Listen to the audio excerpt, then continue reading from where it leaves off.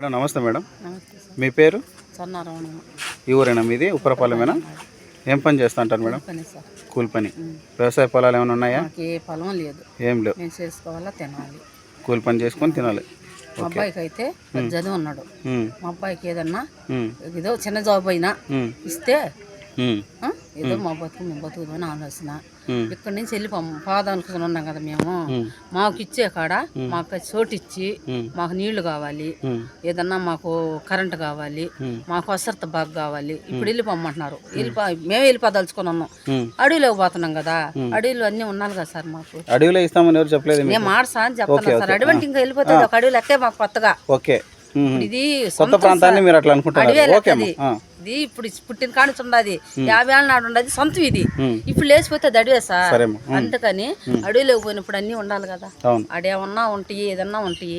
అవన్నీ ఆలోచించకుండా మేము వెళ్ళిపోదలుచుకున్నప్పుడు పోయినప్పుడు మాకు అన్ని పరిస్థితులు ఉండాలి కదా. అవును. ఇప్పుడు ఇక్కడ నీళ్లు వస్తే ఎక్కడా లేదు మాకు. ఉమ్, కాబట్టి అక్కడ నీళ్లు ఎట్టుంటే ఉండవు, అది మాకు తెలియకుండా వెళ్ళిపోతున్నాం. అందుకని మాకు నీళ్లు కావాలి, కరెంటు కావాలి.